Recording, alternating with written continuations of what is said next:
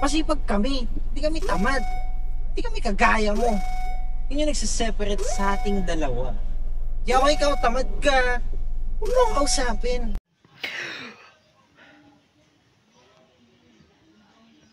Sumanib pa ata si Joshua ka sa akin. Sabi niya, huwag daw akong tamad. Yeah. Spark shit. You know what it is.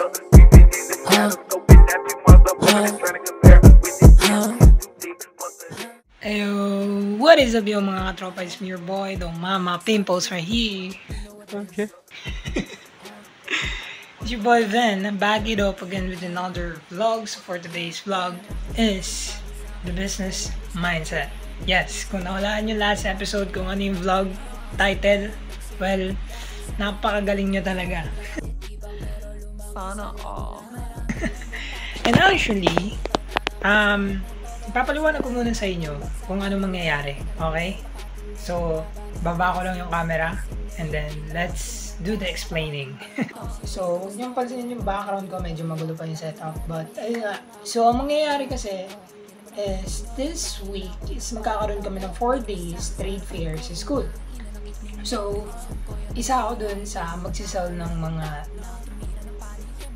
bagay-bagay dun sa trade fair na yun. And actually, yung isa sa isisell ko is yung mga satin flower bouquet ko and also yung mini donuts. Yes.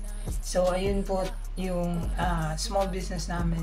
Small business namin ni Mama is yung mini donuts. Yung small business ko personally is yung satin rose bouquets. So, ayun. So, ayun po yung isa-sell out ko for tomorrow. So, tomorrow is day 1. Actually, hindi naman to 4 days vlog. Isasama ko lang kayo sa day 1. Okay? Day 1 lang kasi marami pang contents yung nakapila for this week, for this month pala. And actually, sa 16, which is Sunday, is 3 vlogs episode yung ma-upload. Yes, you heard it right. 3 vlog yung ma-upload sa 16.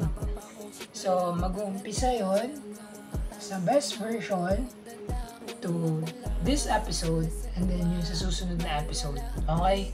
Hindi ko pa pwede sabihin sa ngayon yung susunod na episode kasi nandito pa lang tayo sa business mindset. Kaya hindi ko pa pwede sabihin yung title or nung susunod na episode pero planado na yun, okay? Pero yun nga, for tomorrow is yun, magsisell out na tayo, day 1 na bukas and later on, magpe-prepare na ako ng mga donuts with toppings, tapos all goods na naman, prepared na naman siya yung mga gagamitin bukas. So, etong box na to, nandyan yung stocks ng satin rose bouquet na isasal bukas. And then, andito pa yung essentials na gamit, yung tubs, yung para dun sa bouquet, yan, 50 petot. Then, yung sign ng Vans Craft, yan. Tapos, yung safe box ko na nanggaling doon sa dati kong pinagtrabaho ang coffee shop. Tapos, mamaya, mag-prepare na ako ng mini donuts. All set na siya. Yung chocolate na yung melt, food coloring na pink, tapos yung heart sprinkles, crush Oreo, then yung normal sprinkles nandito sa baba. Tapos ito yung mga pancake mix na gagamitin sa mini donuts and all set na actually lahat. Ipe-prep na lang yung mini donuts then we're gonna go for tomorrow, no? So let's see what's gonna happen, no?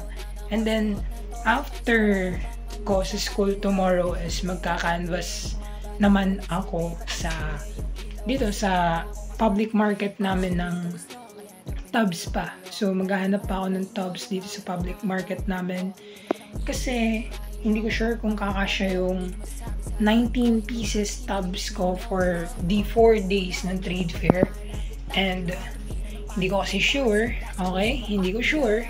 And then also 20 pieces yung satin rose bouquets ko. So 10 pieces na black, 10 pieces na pink. And then dito, meron pa akong 4 pieces na black. And then 1, 2, 3, 4, 5, 6.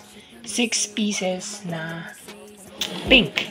And then meron pa ako ditong 3 satin rose bouquet. So, pinag-iisipan ko pa ako, i-display ko siya bukas agad or sa Friday na lang. Or pwede rin naman i-display ko siya bukas. So, ang price nito is $220. Ito ay 50 pesos. So, yun. So, kanina nyo pa to nakikita. Kay Bella to, okay. Hindi akin yan.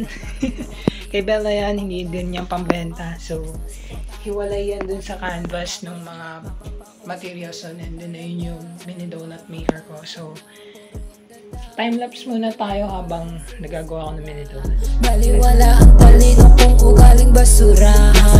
Kaya dapat itapon ng mga yan.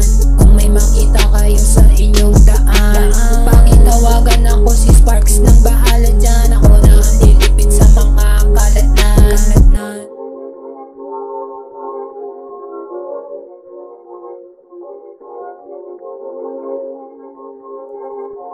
Yo, mic check, mic check.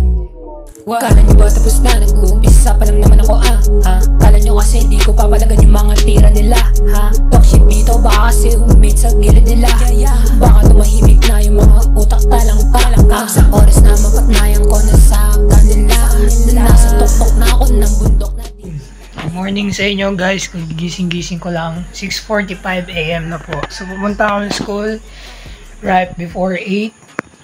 Pero 10 pa naman yung umpisa ng trade fair. Pero, magpe-prepare pa rin kasi ako dun sa spot ko. So, eto na yung naginawa ko kahapon. Yan, kagabi pala. Yan. Tapos ito. Tapos meron pa daw isa na plain. Ito na lahat ng gagamitin. So, yeah. Yan. Ito na yung flowers. Ito na yung para sa donuts. And yun. Sana makabenta ngayong araw kasi you know what I'm saying, man. It's a business mindset and I hope hindi siya mag-failed. No? Hindi siya mag-failed. Kaya just trust the process, man. Dahil sinabi ko, trust the process lang. Minsan kasi you fail. Minsan kasi pag nag-fail tayo, it means parang may lesson tayo makukuha. So next time, do your best na lang. So yun, all set na to. Antayin ko na lang si Kuya. Mamaya, then release lang ako. Then, magpapack lang ako ng lunch. Tapos, alis na kami. Tapos, magpe-prepare na ako doon sa spot ko. And then, yun, tara. So, nasa school na ako. So, mamaya pa talagang 10. So, mamaya pa makakapag-prep. Pero, yan, nasa school na ako. Nandito ako sa SDC. Hindi ko alam kung anong meaning ng SDC. Pero, basta nasa school na ako. So, mamaya makikita nyo si Kuya Zyle. Kasama ko kasi sa butyo. Tsaka yung isang mga klase. So, yeah, let's hope may sales and hope hindi mag-fail. Let's go. Update ko na lang kayo mamaya. So, walang mintis mga tira ko. Talaga naman lahat sila ay napasakay sa aking rodeo. Ilan na ba kayo? Pwede na kayong bumaba. Di kayo kasama sa pagliba ng aeroplano ko, Wala rin naman kayong bago, hindi na kaelam lang naman. Tangin na kasi, mga utak talaga na yan. Wala nang ginawa kundi manghila pababa ng tao. Imbes na supportahan. I got home kanina around 5 something, ganun. Hindi ko tanda, pero basta around 5 ako nakauwi. And here's the update before natin i-end tong content na to. So, hindi na ako masyado nakapag-clip kanina kasi ang daming sales. I mean, hindi naman sobrang dami, pero sunod-sunod kasi yung mga bumibili ng mini donuts. And eto na nga, yung total sale natin for day 1. So, sa Satin Rose Bouquet is isa pa lang yung sale natin doon, okay? Isa pa lang. Pero all goods, okay lang sa akin yun kasi at least may sales pa rin tayo, di ba? Hindi tayo zero sales. And then also, sa mini donuts, we actually sold around 7, I think. 7, 2, 4, 5, 6. 6 tubs ng mini donuts. 4 na 6 pieces at 2 12 pieces yung nasold natin. So, sa mini donuts, ang total sales natin is 400 pesos. Yes sir, 400. Then sa flour, ang total sale natin ay 50 pesos lang. And then the overall total ng sales ng day 1 is 450 pesos. Minus 150. Kasi bumili pa po ako ng tubs. Okay, ito po yung tubs na binili ko. Wait ha.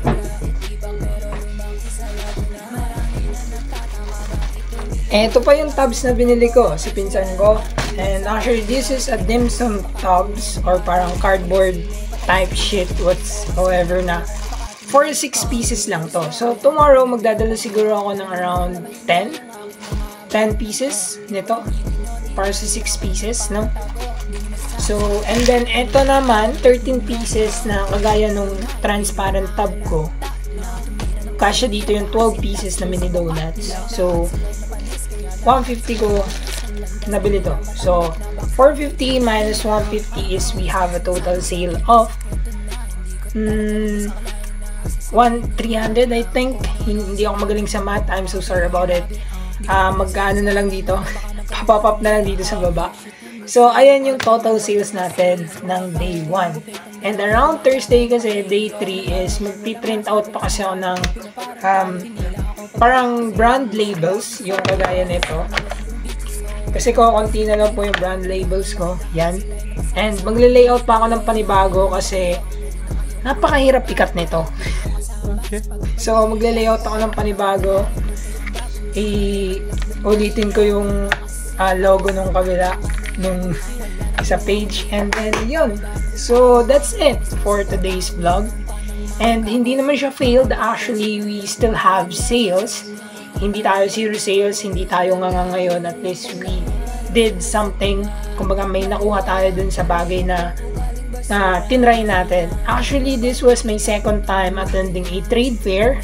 Yes, you heard it right. Second time ko na to sa trade fair. And to be honest, this was the first time na product ko mismo yung ibebenta ko. Kasi yung first time trade fair ko it is not my product. It was my friend's product. Okay? Nagbantay lang ako. Pero, I still have experience about trade fairs na yan. Pero, yun nga. At least, hindi tayo zero sales. Hindi tayo nakanganga. At least, we still have income, no? So, hopefully, after this trade fair is magtuloy-tuloy pa rin yung pag-sales. Kasi, you know what I'm saying, man? Then, sa Friday kasi, dun kasi talaga ako magbubultuhan ng stocks ng mini donuts and also ng bouquet. Okay? Dun talaga ako magmamadamihan ng stocks. And hopefully, ubusan. Kasi, estimated and calculated income ko sa aking satin rose bouquet is 1,500. And then dito naman sa mini donuts is hindi ko sure. Okay? Hindi ko alam kung ano yung total income. So, pero dito sa satin rose bouquet, hindi pa kasama yung 220 type shit ko dyan na nandito sa taas. Hindi pa siya totally kasama pero ayun na nga. So, kailangan ko pa rin makakuha ng income sa satin roses bouquet kasi marami pang event na dadating like Mother's Day, Teacher's Day, whatsoever na pwedeng gawa natin ng bulaklak, di ba? And then if ever na may mag-approach ka na, uy, mansari namin, ganito ganan, gawa mo akong bulaklak. Okay, sige, palag. Tangina mo, walang ganon. Ha? Kaya, ayun na nga. So, yeah. That is for this vlog. So, if you like this video, please drop a like, share, subscribe, and hit the notification bell. At kung gusto mo shoutout, comment down below na shoutout po and I'll pick 5 person and I will shoutout them to the end of the video. 3 hours lang yung tulog ko kagabi kaya maaga ako mag-umpisa ngayon na gumawa at hindi na kaya na isama pa kayo sa day 2, day 3 at day 4. Hindi ko na kaya kasi talagang hectic na yung schedule, talagang hassle na kaya I'm just gonna take a rest for a while. Pero 3 episodes pa rin yung marirelease sa Sunday, February 16. So abangan nyo na lang, no? So yeah, that's it. Goodbye guys and see you guys in the next episode. Peace out. Signing off. Bye bye.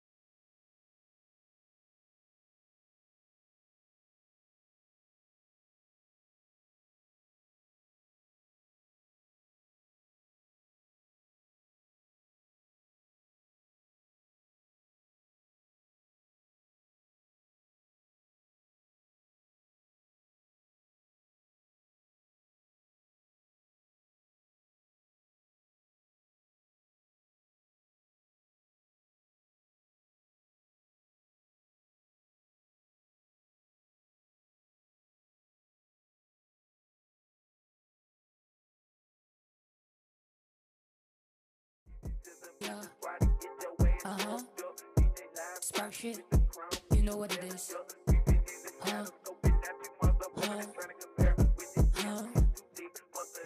Marami na silang sinasabi sa akin, di ko talaga lubos akalain. Di ko na pinasay kasi alanganin, baka magkaroon pa ng kampanin. Kasi magtanong sila bigla, saan ba ako nagmula-mula? Diba pero lumaki sa Laguna. Marami na nagtataka, bakit lumitaw na nakasuot ng toga, kasi wala namang ambag sa kanila. Teka lang te, pakatindi ng mga banat na walang silbi, patay sinde yung ilaw kasi minanda ako nga pakatindi. Toxic mito gusto, kaya ito pinagbigyan ko kayo. Talaga naman damahin nyo yung aking mga banat. Yan naman ang hiling nyo, tirahin ako ng patago. Di nyo masasabi sa harapan ko yung mga hinanakit ninyo. Prediction ko yan nung una, hindi nyo ba nahalata na tumira ng panihin, lahat sila sa pul sa mukha nila. Lahat sila'y napanis, kaya lahat sila'y lumihis ng landas. Di nila matanggap na backstabber yung peg nila. Marami na silang sinasabi sa akin na sikreto na hindi ko talaga lubos akalain na sasabihin nila. Kung ano-ano ang sinabi ng mga makakati ang labi. Di ko na pinansin kasi alanganin, baka magkaroon pa ng gera. Talk shit and they say, talaga namang walang masay sa mga bakit kung gupit ang dala, kaya lumala tayo na paheyo. Talaga naman walang masabi sa mga gupit ko na parang tali. Tinila ako pababa kasi anong gusto nila akong sabi. What's up mga nung bitches, walang mintis mga tira ko. Talaga naman lahat sila'y napasakay sa aking rodeo. Ilan na ba kayo? Pwede na kayong bumaba. Di kayo kasama sa paglipan ng aeroplano ko. Wala rin naman kayong ambag, kundi nakailang lang naman. Tangin na kasi mga utak talaga na yan. Wala nang ginawa kundi manghila pababa ng tao. Imbes na suportahan, ninaw pa ng mga gago.